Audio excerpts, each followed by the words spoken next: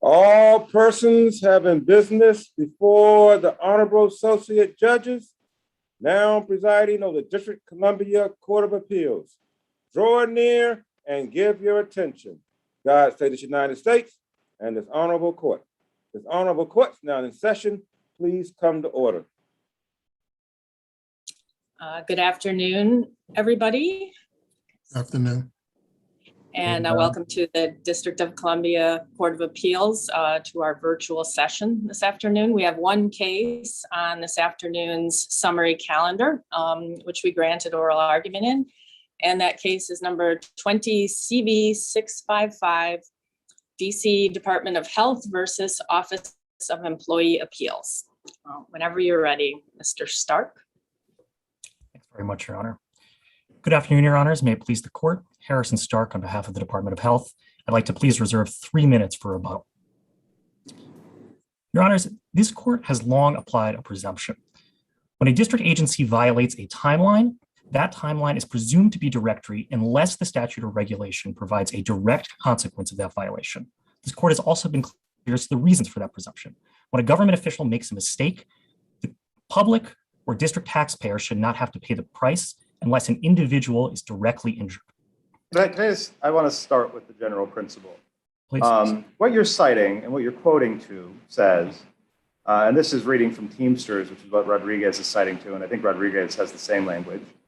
There's a presumption that a statute imposing a time limit within which a public official must act is directory if it doesn't specify a consequence. Is the 90-day time limit in the PIP a direction on when a public official must act? I thought it was a period that the employee was put under for how long the review process would take. Your Honor, I believe the 90-day time limit in the PIP is of a piece with the regulations at issue in Teamsters, where you have to give notice to an employee of a proposed action or similar. I think that it's not directly on all fours with some of the earlier cases that talk about essentially an agency's power to render a decision, but it's of a piece with these earlier cases that discuss when a timeline for an agency's action. Isn't that in tension with your argument that the 10-day provision is separate from the 90-day provision? I thought the 10-day provision was the provision for when an agency had to act in this instance. So, Your Honor, there are two provisions that direct the agency's action. You're correct that the 10-day timeline is the mandatory timeline for which there is no harmless error analysis at all. But the 90-day timeline is a structurally and temporally distinct period of time that serves a different purpose. And that 90-day timeline— That's my point, is that the 90-day timeline, going back to Judge Deal's question, doesn't direct the government to do anything, right? It's the 10-day timeline that, as I read the regulation, is supposed to follow on the heels of the PIP, however long it is, up to 90 days. Your Honor, I believe that's correct, but I don't think it's quite right to say that the 90-day period doesn't direct the district government in any way. I think that the 90-day timeline serves a dual purpose, one for the government, one for the employee. I think for the employee, it provides a clear timeline in which the employee can demonstrate improvement. But I think it also directs district agencies as to how long they can retain and observe an employee who's potentially underperforming. The government has an interest in essentially determining whether or not they need to retain an employee or whether or not, unfortunately, for whatever reason, they have to let that employee go. And you would agree that that needs to happen in sort of short order, right? That can't be indefinite. We do agree with that, Your Honor. That's the purpose of the 90-day time limit. So just point to me what in 1410 and 6B DCMR 1410, what's the action that the agency is directed to take in those 90 days during the PIP period? I mean, I'm looking at it. You know, the first couple are kind of prefatory clauses. 10.3 says the period lasts for 90 days, shall last for a period of 30 to 90 days. And the PIP itself shall identify the areas of the metrics and provide them the steps that they are to take to get better. What does it direct anybody to do in DOH or another agency? What agency action does it direct in those 90 days? Your Honor, I believe that it directs that if an agency wants to institute a PIP, it may do so for a period of 30 to 90 days. Essentially, it's a constraint on the length of a PIP that an agency otherwise has discretion to impose. Yeah, what I'm saying is it doesn't sound like a time period for the agency to act in, though. I mean, the principle that you keep appealing to throughout the brief is one that seems to say, if regulation says, you have to do A within 30 days, and you say, well, unless there's some consequence, that's just directory, that's not mandatory. Again, that's just a presumption. So there's all sorts of things that might overcome that presumption, including, what the AJ focused on, which is use of the word shall repeatedly. Mhm. Also, perhaps in conjunction with the 10-day mandatory time period, that seems to me like it would be pretty ineffectual if you could simply extend the PIP without consequence. We'll get to that in a moment. I guess right now, I just want to know what action within those 90 days does this direct somebody in the agency to take? So, Your Honor, our point by pointing to the directory nature of this timeline is that if the agency goes beyond 90 days, that extension is subject to a harmless error review. And so I think however the court wants to think about this, whether it's a directory timeline that's on all fours with some of the timelines that are discussed in JBG properties and that line of cases, or whether or not it's essentially a separate animal that is still subject to a harmless error review, as the OEA itself is determined in Jackson. I think that there are multiple doctrinal paths this court can take to coming to that conclusion. But our point is that the 90-day timeline does not impose the kind of mandatory duty on the district that the 10-day timeline does, or other mandatory provisions. What force does the 10-day timeline have if the 90-day timeline can be extended with impunity? Let me provide you, let's say a PIP doesn't provide an end date. It says, here's some goals. We're going to evaluate you on a rolling basis. And at some point, we're going to give you our conclusion. And then at day 200, they say, it's all been, you haven't met any of these goals. You're fired. The PIP will ended today, and here's our 10-day. This is in compliance with the 10-day period provided for in 1410.5. Why can they do that? 3 points, Your Honor. First of all, I don't believe that a PIP can have a sort of rolling timeline like that. And I don't believe a PIP can have a 101-day timeline either. So, I mean, that's not such an answer yet. Well, I want to be clear that even if this timeline is directory, as the district contends, that doesn't mean that the district can violate this with impunity. All that means is that if and when the district goes beyond the timeline, this court does a balancing test. It looks to whether or not anyone was actually prejudiced by the mistake. How would anybody ever be prejudiced by an extended timeline? Your Honor, performance improvement plan is, as the OEA judge pointed out, it's a powerful tool for supervising an employee.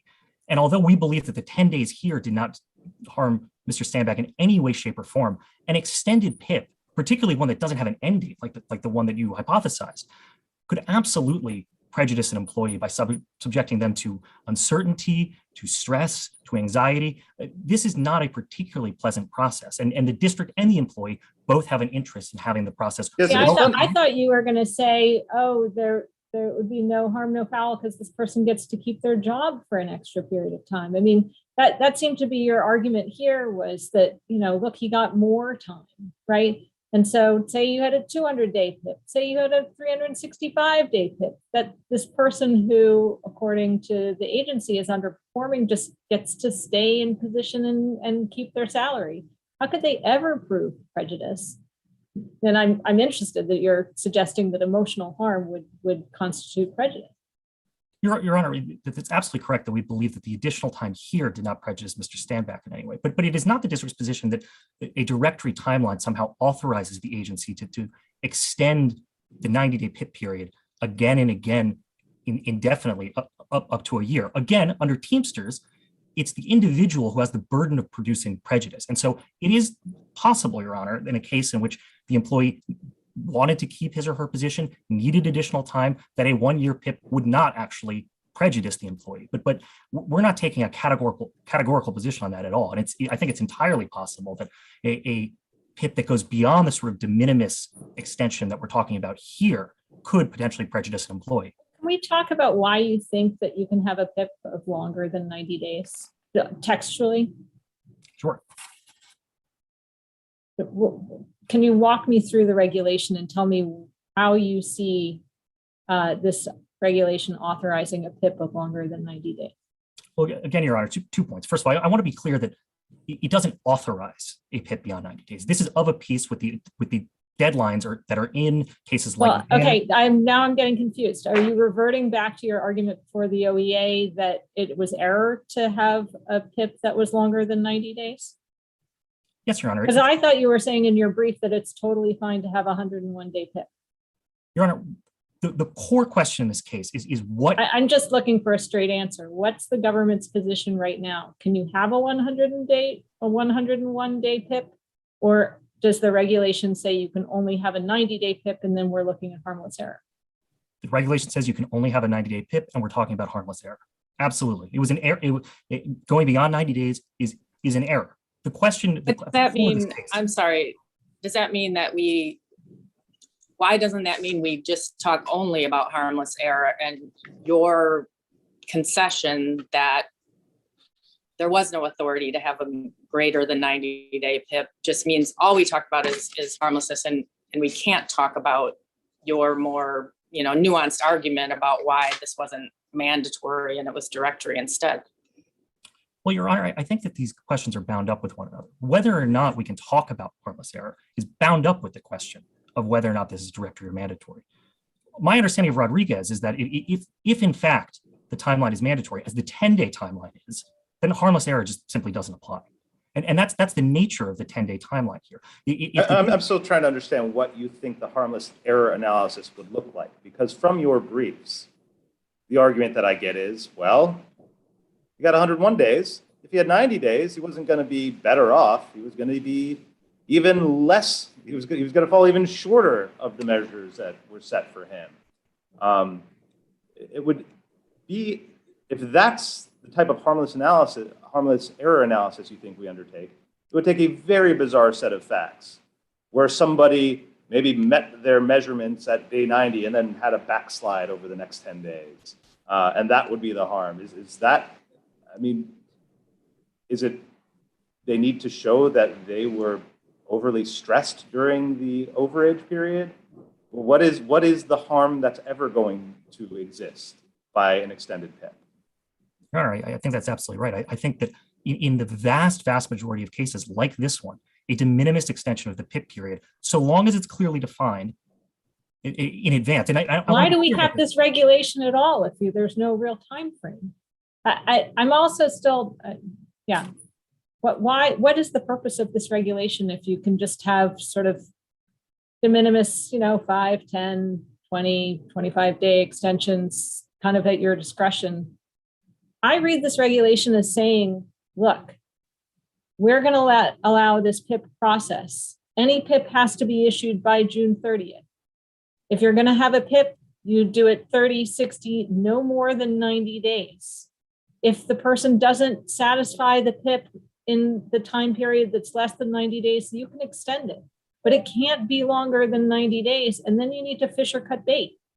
Figure out if you're going to fire this person. You've got 10 days to do it.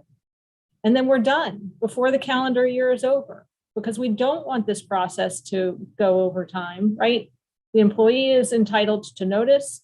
The agency needs to know who their employees are and what their hiring needs are, right? The process that you are positing just seems, to use a technical term, really loosey-goosey, and doesn't seem to serve anybody's interests. So tell me where this is coming from.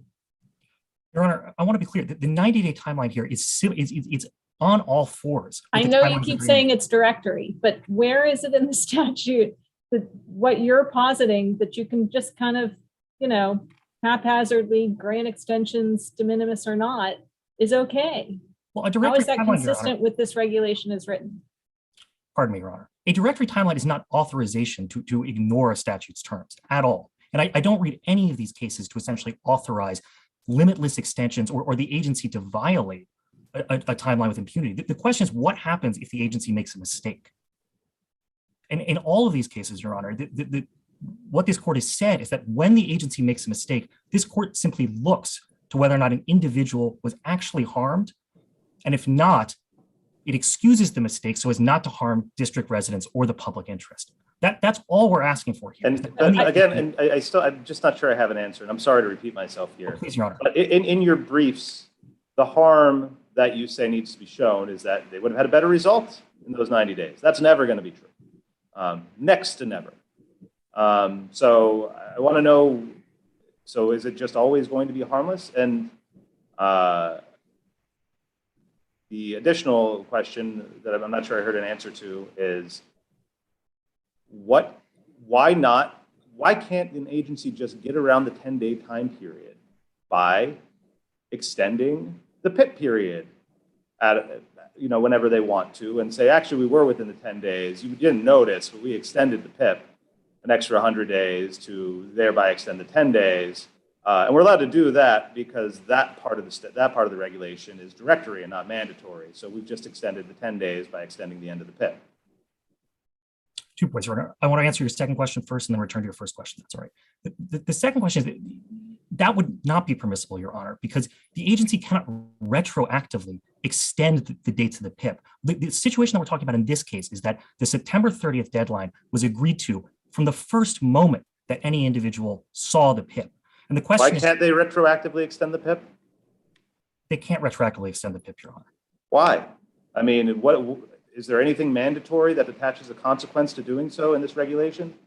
Your Honor, I don't read any of the directory timeline cases to authorize the agency to willingly violate a timeline. I'm not saying it's willingly violating. It's saying, well, we want more time. We wanted an extra 100 days to evaluate you as a benefit to you. We were trying to give you an extra crack at it, and we gave you an extra 100 days. Your Honor, I want to be clear that that is not what happened in this case. I know. I just want to know what the rule is. I mean, I just have a really hard time conceptualizing harm under your view. I mean, I know that there's no harm analysis in the 10 days. It seems to me you might be really reading the hard and fast rule of the 10-day notice out of the regulation if you're permitted to extend the PIP. And you say, well, you can't do that. I don't see why not. I don't see anything in this regulation that has a consequence attached to an extension that is not otherwise envisioned in the regulation, and why you wouldn't come up to us and say, look, those extensions, sure, they're not envisioned in the regulation, but there's nothing mandatory about it. There's nothing attaching a consequence to such an extension. So that's directory too. Your Honor, in every single one of the directory cases, this court has pointed out that the agency, the extension happened in good faith, essentially as an error. I don't believe that this court would bless, and we're not asking this court to bless, the agency returning again and again and pointing to a directory timeline and saying, this is authorization to ignore the timeline. What do we know about this time period? What do we know that speaks to the agency's good faith? Because I think one argument that seems to be coming out from the proceedings below is these were unrealistic goals that could not have been completed in 90 days. The reason why they gave me 101 days was because they knew that. They knew this was not a 90-day PIP, that these were goals that I was never going to meet. So they're just giving me a little bit more time. So, I mean, that doesn't sound like good faith to me, if that's true. So what is the good faith explanation? Well, Your Honor, I want to be clear that those contentions about the PIP are not before this court. I know, but you're appealing to good faith now. I just want to know where you're getting good faith from. Your Honor, there is nothing in the record here to indicate that the agency engaged in the type of behavior that you're positing in your hypothetical. So good faith is to be assumed. It is. So any violation of this regulation is in good faith unless they present evidence that it's bad faith. Your Honor, I think when there's no indication in the record that the agency was aware of extending the timeline or sought to do it over the employee's objection in any way, that's a very different scenario than the one you're hypothesizing. And Your Honor, I want to be clear about the harmlessness analysis. It's not just coming from the statute. It comes from Jackson. And OEA is quite clear in that case that the 90 days does not end the operation of the PIP at midnight on the 90th day. The core question in this case is whether or not, for purposes of the 10-day timeline, the end of the PIP period refers to midnight on the 90th day in the abstract when the PIP ends as an operation of law. Yeah, but there is quite easy to see why it's harmless because the 10 days was complied with if you measured from the end of the 90th day. So, I mean, the harm analysis is quite straightforward there. It's not here. Your Honor, And if you guys took issue with the OEA, with the AJ here, disagreeing with a reading that you have of Jackson, you could have appealed to the entire OEA, right? And you guys decided not to do that. Your Honor, that's correct. But But I mean, I don't know. It seems a little not the best thing for you to appeal to the authority of the OEA when they distinguished Jackson and you decided not to get the opinion of the entire OEA. well, Your Honor, the reason that we didn't appeal is because this case has gone on for quite some time, and it's not and moves from the agency to the Superior Court to this court. And if the district is wrong, Mr. Sandback's back pay is accruing. So it doesn't behoove the district to extend the procedural steps. And Your Honor, in fairness, we didn't see the need to appeal to the full board because the full board is quite clear in Jackson. That is a decision of the full board. And Jackson does not say, as the judge below, as the OEA judge read Jackson to say, that the PIP stops on the 90th day as an operation of law. Instead, it says the PIP period lasts 92 days. And the harmlessness analysis is looking only to the PIP period. It does not say, so long as the 10-day period is complied with under any reading, essentially no harm, no foul. And Jackson could have said that, and it quite clearly does not. And so when an individual administrative judge misreads a decision of the OEA board like that, the district doesn't see it being necessary to appeal to the full board when they've already spoken to this exact question. But they hadn't spoken to a question where it exceeded the 100 days, though, where, you know, they made it a point to say, you know, this was issued within that 90 plus 10 days. And that's, Your Honor. that is the distinction that the single AJ made. And so, I mean, it doesn't strike me that Jackson speaks directly to that question, and that's what the AJ found. And if you thought Jackson was so clear, I don't know why you wouldn't appeal that to the entire board. But I agree that Jackson did not address the 100-day period, but I think Jackson's reasoning as to how it conceptualizes the length of the PIP and whether or not the PIP itself is subject to a harmlessness analysis, that does supply the reasoning that gives us the result in this case. I agree it doesn't control on all fours, but the way that the OEA Are board, you taking a position contrary to Jackson and saying that you can't have longer than a 90-day PIP? Are you saying this is that exactly Jackson the same as said a 92-day PIP was fine, but I feel like the argument is kind of moving around a little bit, and I'd just like to know, does the government think that you can have a longer than a 90-day PIP? yes, Your Honor, a longer than 90-day PIP does not automatically invalidate the termination. That's what Jackson says. No. Does the regulation authorize more than a 90-day PIP? No, Your Honor, it doesn't. No. Okay. So then how do you understand Jackson? I mean, Jackson said the PIP there was an invalid 90-day PIP, and it was harmless because the notification came within 10 days. That's not your understanding? Right, Your Honor. It says that the 92-day period was harmless, but it wasn't harmless because the 10-day period followed along. It said there was no indication that the employees suffered any additional harm or prejudice in any way.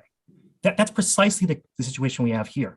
The PIP, Okay, was and on invalid the 101-day subject, PIP. on the subject of prejudice, the government says in its brief on page 15, allowing more time to complete the tasks in a PIP, including more than the regulatory 90 days where appropriate, is in fact beneficial to employees because it allows them extra time to show improved performance. If that is true, how do you ever show harmlessness? I mean, harm. Your Honor, I think if you object to that and you demonstrate that for whatever No. I'm just asking how the government understands that, right? The government is saying exceeding a 90-day PIP is, as a blanket matter, beneficial to employees because they get more time. And if we accept that, or in the government's thinking, how then do you prove harm? How would one prove harm? Because the government is here saying, hey, just apply a harmlessness analysis. Yes, And Your I'm trying to figure out, like, is there anything there can you ever prove harm? Because otherwise it's not much of a harmlessness analysis if you can never prove harm. Your Honor, in every single one of these cases, the court is faced with the question. I'm of not when- asking about every single one of these cases. I'm asking about the government's position and how they put together the pieces of its theory. An extension of a PIP can cross a line from harmlessness to prejudice. The same way that every single one of these other cases, a delay can cross a line from harmless to prejudice. And when or how does it do that? An employee can show, there's a number of ways, Your Honor, I believe that an employee could show prejudice. For example, if an employee was, needed to have a final answer as to whether or not they could apply to other jobs, for example, and they're stuck in this essential a limbo by being subject to these extra indefinite rules. The point is, Your Honor, the employee has the burden of showing prejudice here, and Mr. Stanback. It's not consistent with the harm argument that you're offering. A harm argument that's in your, and I appreciate, and I'm happy to hear something different, but the harm argument that's in your briefs is, you need to show that you wouldn't have been terminated if it ended on day 90. And that's just going to be carte blanche to always extend the PIPs as much as anybody wants. And I get you're saying, well, it's not a license to break the law. It's just that if they do, it's without consequence. But I would, I guess I'm a little surprised to hear you say, well, if they could say maybe they wanted to apply for a different job if they had heard earlier, like that doesn't affect the consequence of whether or not they would have been terminated. So it's a very bizarre type of harm inquiry we'd be undertaking of, tangential harm unrelated to the ultimate termination action, which is normally what you would measure harm against and kind of how you pitch it in the briefs. So I still am just a little turned around by it. Your Honor, I appreciate the opportunity to clarify here. Showing that he was harmed, showing that you were terminated is not the only way that an employee can demonstrate harm. The reason we focus on that in our brief is that is the only prejudice that Mr. Stanback has shown. He said that he was subject to prejudice here because he was terminated from his position. And all we are saying is that he was not terminated from his position because the PIP was an additional handful of days. And I'm just saying that's always going to be true. So they're going, so if he had said, I didn't like being under that PIP for the extra 10 days, it caused me loss of sleep. Do you think does that sound like a harmful error type of argument? Doesn't sound like one to me. I mean, usually you relate the harm to the consequence that follows from the proceeding and not some, ethereal mindset that, somebody was troubled by the extension. I'm sure we could, if we look, we would find something in the record to support that he didn't like it, that he wasn't happy to be kept under the axe longer than permitted. Your Honor, I think that's true with the delay in every single one of these cases. I agree. But the court has said in each and every one of these cases that a small de minimis extension or delay does not prejudice an employee. And at a certain point, the delay can prejudice an employee. Or what point would that be? Pardon me, Your Honor? How many days? It depends on the individual circumstances of the case, Your Honor, but certainly not 11 days. Not 11, okay. Okay, thank you, Mr. Stark. We'll give you a few minutes on rebuttal. Thank you, Your Honor. McCollum. Good afternoon, Your Honors. May it please the court, I'm James E. McCollum Jr. I represent Clarence F. Stanback Jr. Your Honors, I'd like to, if I could, in light of the questions, to point to section 1410.5 and 1410.6. And 1410.5 says within 10 calendar days of the end of the PIP period, the employee's immediate supervisor or in the absence of that individual reviewer shall make a determination as to whether the employee has met the requirement of the PIP. Later in that same paragraph, 1410.5, it says, if the determination is that the employee failed to meet the requirements of the performance improvement plan, the employee's immediate supervisor or in the absence of that individual, the reviewer, as appropriate, shall issue a written decision to the employee and it gives some options there. One of them is reassign, reduce, engage, or remove the employee. It ties directly into 1410.6, which says failure, that's the consequence. of not doing this. There's a consequence there. Failure on the part of the supervisor or in the absence of that individual, the reviewer, to issue a written decision within the specified time period, which is 10 days, will result in the employee's performance having met the PIP requirements. If the agency had followed its regulations, its own regulations, there would have been no harm to Mr. Stanback. It did not. He was harmed by the loss of his employment, which is set forth in the Rodriguez case. Now, Where this- DOH says, look, your client got notice of a 101-day PIP back in June. He didn't say boo. He didn't say anything about it. He had no problem with it. In fact, he seemed to as well understand it to be a 90-day PIP. That's how he described it when he said, I can complete these tasks. I can't meet these benchmarks in the 90 days. So it lends some credence to their argument that this is not significant. It didn't even register with your client that this was beyond the 90 days. So what harm to him? The harm was that there's a consequence in the statute. The questions that were asked of my... All right, there's a consequence attached to the 10 days, but I mean, their argument is, but 101 days, it's de minimis, as the OEA found in Jackson. And in fact, you know, your client didn't even notice it.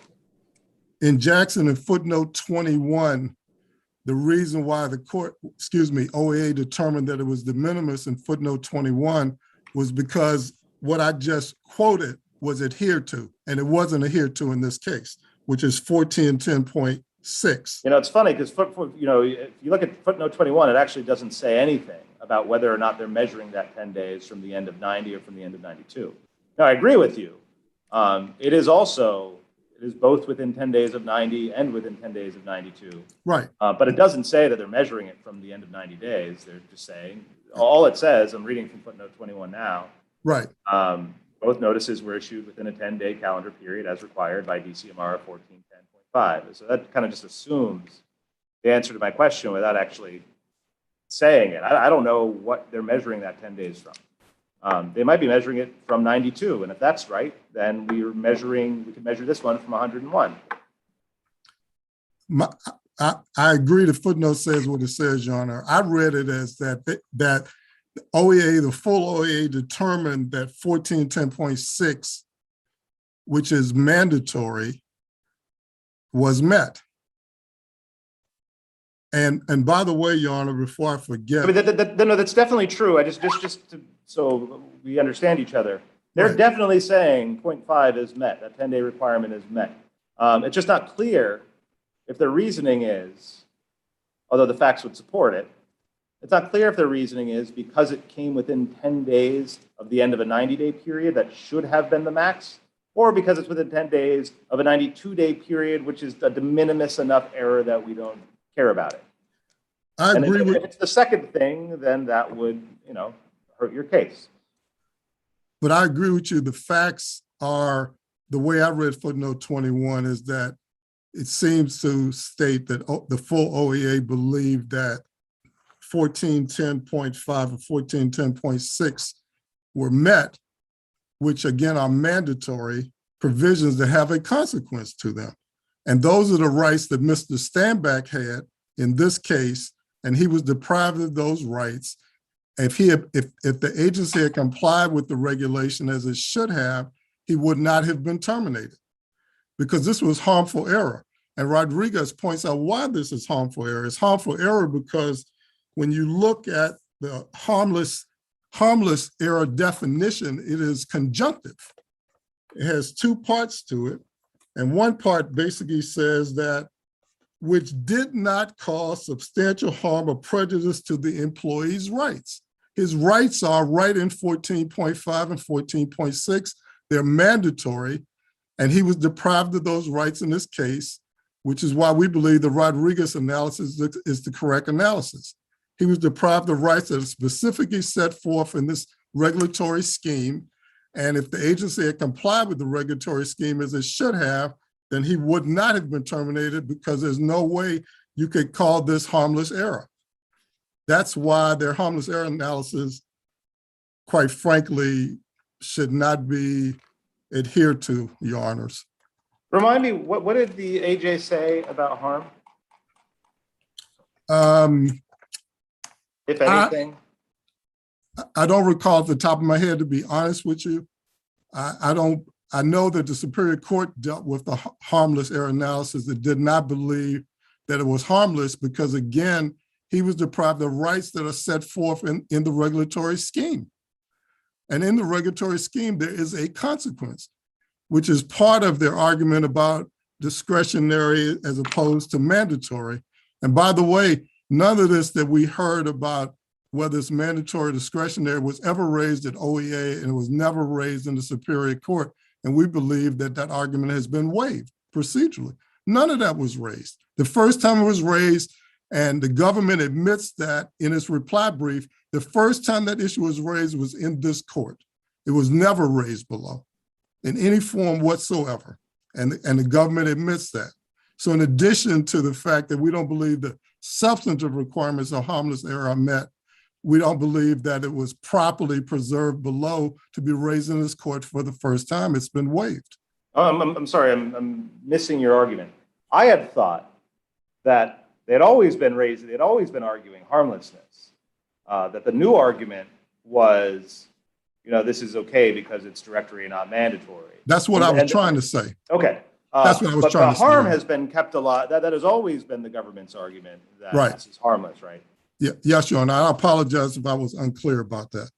But they never raised, I'm sorry. Mr. Stark says that the arguments are really bound together. Sort of I guess you're saying the admission of error below precludes them from making this more nuanced argument. He's saying, no, they're really it's bound together. Why isn't that true? We respectfully disagree, Your Honor. They never mentioned any case law. They never mentioned a single word about discretionary versus mandatory. In any document, you can look through the entire joint appendix, the entire record. There's not a single word in there. And they say that in their reply brief. They tag it on at the end in their reply brief to basically try to say it was bound up. It was never bound up. It wasn't present at all, Your Honor. The Superior Court didn't have the opportunity to address it. The OEA Judge Robinson did not have an opportunity to address it. So it was never raised, Your Honor, and we disagree with that characterization by the government. Not a single word was raised about that. The reality here, Your Honor, is that Mr. Stanback was placed on an illegal PIP. He was placed on an illegal PIP. The government's regulations, quite frankly, demand that it scrupulously follow its own regulations. And it did not do so in this case. They put him on an illegal PIP and they try to bootstrap that to deal with the fact that they did not issue the written decision that it was mandatorily required to issue to Mr. Stanback. And it didn't do that. He was prejudiced, he was harmed. He lost his entire career with the District of Columbia government. And again, their response though is, and he was going to lose it 11 days earlier. Doesn't matter. The thing that harmed him was his failure to live up to the goals that were set for him in the PIP. And that's why he was terminated. And if it had been terminated on day 90 instead of day 101, that was going to happen anyway. And Your Honor, our response to that is exactly what I said earlier, which is if this court were to look at the definition of harmless error that OEA uses, they can't satisfy one of the conjunctive prongs. One of the conjunctive prongs says, which did not cause substantial harm or prejudice to the employee's rights. His rights are set forth in the regulatory scheme in 1410.5 and 1410.6. That, look, if the government doesn't issue the written decision within the 10 days, then he is deemed to have satisfied the PIP. And if he's deemed to satisfy the PIP, the government cannot terminate his employment. So they can't meet the definition from a substantive standpoint. So, Your Honor, again, this is a situation where both OEA Judge Robinson and the Superior Court determined that the government here has harmed Mr. Stanback. It didn't follow its own regulations. It's the government's regulations. They set them forth. Those are the rights he has. The case law, particularly Manning, point out that that's the only protection a government employee has are the regulations the government sets forth to give him some protection in this process. And the government, in two respects, did not comply with its own regulations. And he has been substantially harmed. Mr. Stark is correct that this has gone on for a long time. We started back in 2017. We're sitting here in 2021, and he has been greatly harmed. He would like to return to his employment with the District of Columbia government. And again, we would request respectfully this court would affirm the decision, the judgment of the Superior Court. But what would you say if they noticed the error on July 5th? And they said, you know, look, we know that our PIP, the plan that we set out says September 30th, but we just now noticed that's 101 days. So we're going to need to shave 11 days off, and this is actually going to end on September 9th. And did you use the date July 5th, Your Honor? I just want to make sure. I was using July just because it was after the June 30th. They couldn't issue a new PIP. Right. In the way that my understanding is they might have rescinded one and issued a new one before June 30th. So after a couple of weeks after the notice, they had noticed their mistake, and they said, you know, we want to cut this back to 90 days. And your client said, actually, no, I'd prefer to have till September 30th to meet these benchmarks. Would they have been able to accommodate him? Or no, was that... and there's some practical systemic reasons for that, Your Honor. That's why we have 1410.4. 1410.4 sets a deadline to issue the PIP of June 30th each year. That's because of the start of the new performance evaluation cycle that starts on October 1st of each year. So there are larger systemic concerns here why the government can't, to use the words of one member of the panel, they can't be loosey-goosey with this. Because again, it affects other people, it affects budgets, it affects jobs, it affects whether the government knows whether they need to hire people or not. That's why we have 1410.4 here. It says you can't do anything after June 30th of each year because you then have to go over to a new performance cycle, a new fiscal year, a new employment evaluation year, and you have to start over. Can't do it. And that's this case. The government could not do anything once it failed to do what it should have done in the first place. Couldn't do it in this case. Thank you all very much. Thank you, Mr. McCollum. Mr. Stark, we will give you 3 minutes. Thank you very much, Your Honor. I'll do my best to just make 3 exceedingly brief points. The first is on Jackson. Jackson does not say that the 92-day PIP is harmless because the agency complied with the 10-day timeline. Jackson treats the 92-day PIP as an error unto itself and says the 92 days did not harm the employee, and in any event, the employee also received notice. And if the PIP ends as an operation of law after the 90th day, Jackson would read very differently. Second, Your Honors, as to whether or not the district raised the mandatory or directory distinction below. These labels, Your Honor, are simply a shorthand that this court uses to describe the different consequences of different timelines and what happens when the district violates them. All along, the district has argued that these two timelines are distinct, that one binds the district under all circumstances, but that the district complied with it, and another one is subject to a harmless error analysis. That's simply what these labels and these distinctions mean. So this is the same legal concept that the district has been arguing from day one. Third, Your Honors, I just want to touch on. I mean, I guess to push back on that, we don't have benefit of an opinion from the Superior Court reacting to this directory versus mandatory analysis that you guys are pushing here, do we? Your Honor, what this court is reviewing is the OEA decision. And the OEA decision is quite clear as to which side of the line this falls on. The OEA decision says the 90-day timeline is in all circumstances mandatory. And as an operation of law, the PIP ends after 90 days. Therefore, and then it goes on to say, I further find that that's clearly ruling that this timeline is mandatory and not directory. Because if it was directory, it would be subject to harmlessness analysis. This is where you lose me in your brief, because or when I look back at your brief, because you're tying the harmlessness to the mandatory directory in a way that I don't know that you did in your brief. I mean, in your brief, it was, look, it's mandatory, it's directory versus mandatory. And so directory just means it's kind of advisory. Hey, this is what you guys should do, but if you don't do it, no harm, no foul, we don't care. And then you say in part 2 of your brief, even if this court disagrees with DOH about the proper interpretation of 1410, i.e. the interpretation of the directives being directory versus mandatory, then you can apply a harmless error analysis.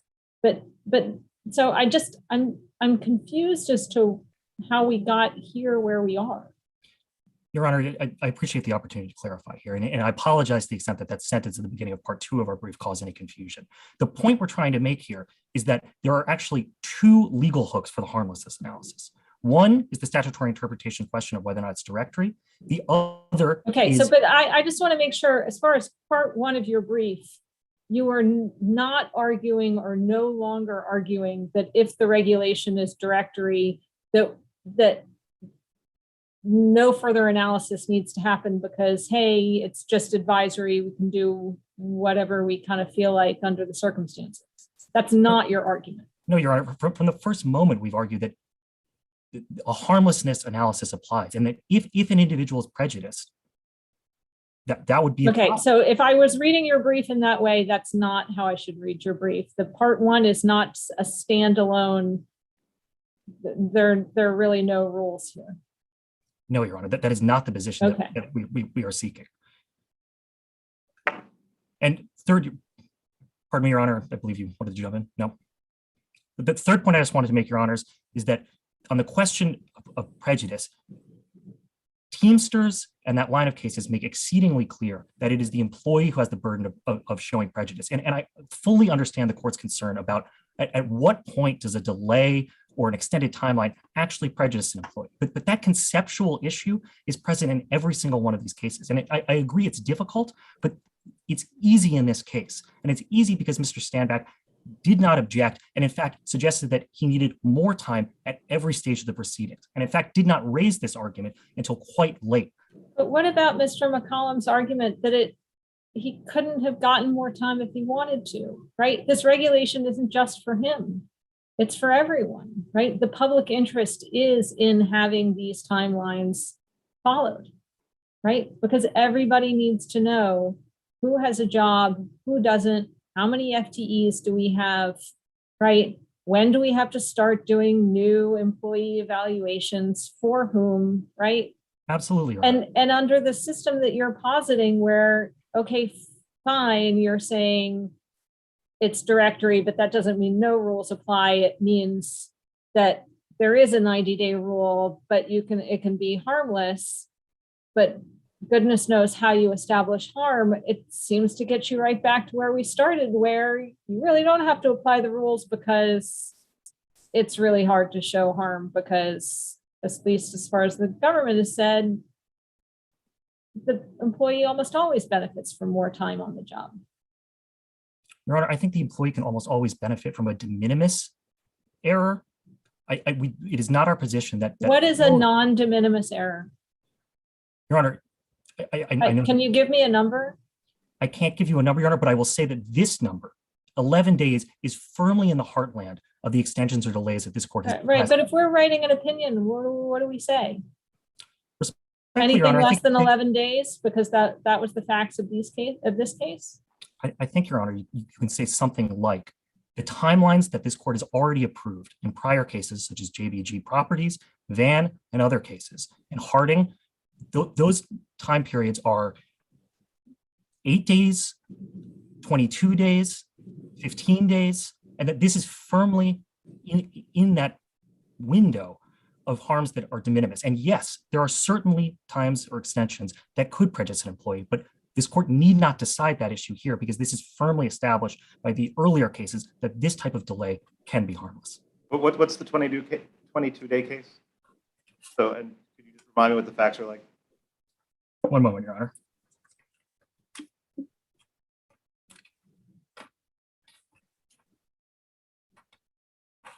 Your Honor, Van is the 32-day case. I'm sorry, which one? Van, Not one. It's not one of the three I've got pulled up. Can you give me a site? yes, absolutely. If you tell me that it's cited in the briefs, I'll go look at it. It is cited in the briefs, Your All Honor. right, but good it's, enough.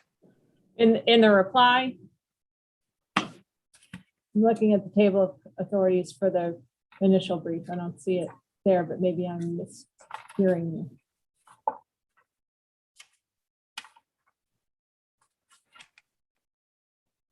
I don't see it in the initial brief.